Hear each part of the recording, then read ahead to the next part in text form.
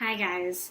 So if you've been watching my videos, there's been a trend of talking about boundaries and letting things and people go and stuff like that.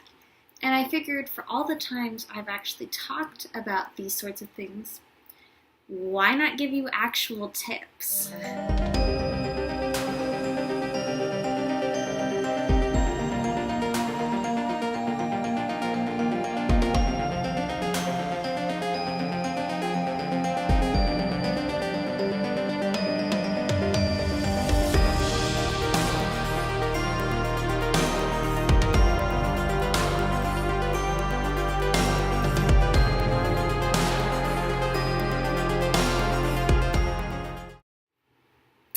So, before I continue, I'm going to give another disclaimer in this video, but first things first.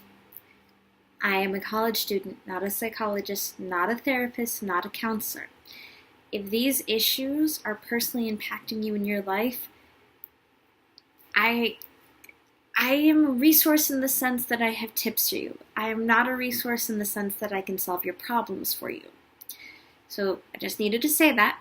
And before we get into everything, I'm going to be talking about handling boundaries, what to do if you have to let go of things, like specific 3 tips that can be applicable to stress management in general.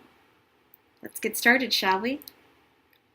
So a potential boundary that people experience or people set up is wanting personal space. Like, let's say you're friends with someone and they have a competition or something they have to go to, and they're getting pumped for that competition. They really, they're still your friend. It's not like their relationship's changed. It's just they have this big pressing thing on their mind, and so that's where all their focus is going to. Perhaps they're just not able to talk as much. They have to focus more so on this one thing that's right in front of them instead of hanging out with you. And maybe, if you're like me, you might struggle with that kind of idea. I understand that when my friends have competitions, just like if I were to have a competition, I would want them to respect my need of, I have to have personal space just to focus on what I really need to focus on. But just because you mentally understand something doesn't mean it's easy to always have an understanding and to really know exactly what that means. So my first tip would be, think about what it's going to be like when this event's passed. If it's a competition, if it's just something went wrong with their family, or whatever. Any kind of situation that requires people to take a step back, it seems upsetting, and it's like, but we talk, or I want to hang out, and I want to see you, and now I have to let you go for a few days, a few months, a few weeks. And while it's sometimes difficult to remember this, I want you to kind of consider, once you realize, my friend's going to be leaving for a few days, what am I going to do now? I want you to see it instead of they're leaving me, how can I ever survive? I want it to be more of when they get back, when we're able to talk again, do you know how awesome that's going to be? I'm going to actually be able to just tell them everything that's happened within the last few weeks. We're going to catch up, and it's going to be, our conversation isn't just going to consist of, how was the weather? It was nice. It'll be more like, oh my God, did I tell you about this thing that happened in choir the other day? Or did I mention what just went down between this professor and this student? There's going to be more oomph to your conversation. There's going to be more meaningfulness, because you won't get to see them all the time. And yeah, so if you have to let someone have personal space, or you just kind of have to let go of a situation for a little bit, think about how awesome it's going to be when they come back and you get to just share everything again.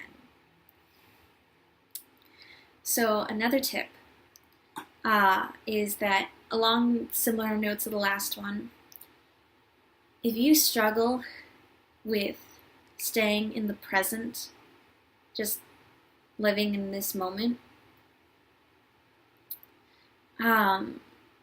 consider just stopping.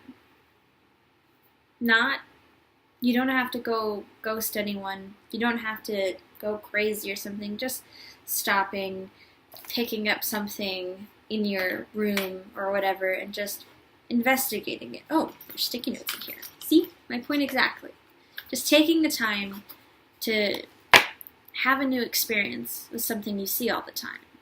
Rearrange your bedroom if that's gets you out of your head, or walk around a different path to class one day and really just focus. Like, look around, take in notes of things that you haven't really seen before, things you didn't normally pay attention to.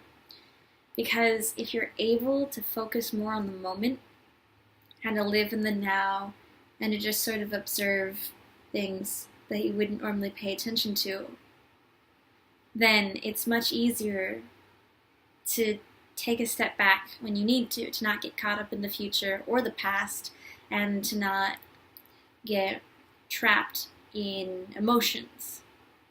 Because when you're able to take a step back and look at the world from a different perspective, it makes it easier to interact with people in general, and it makes it easier to suspend judgment, and it makes it easier to practice empathy.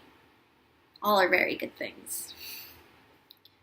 My final tip is something that seems potentially obvious, but is very useful to remember.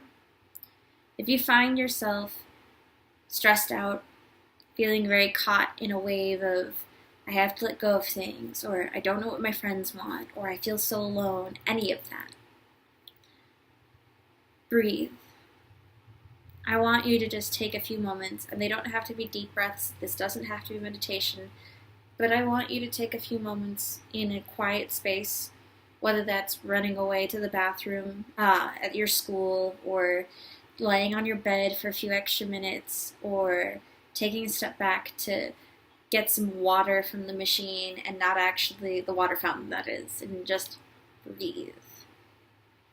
Because when you can, and when you can remember to do so, it's really, really helpful.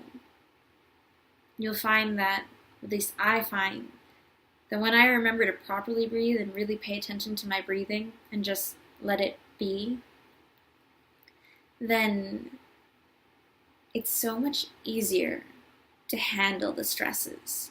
They don't go away, but you're able to actually look them in the eye and sort of say, I see you for what you are. And yes, I feel this discomfort. I don't necessarily feel great about facing this, but I'm willing to look you in the eye, and I'm willing to handle this change in relationship, or this loss in some regard, or whatever.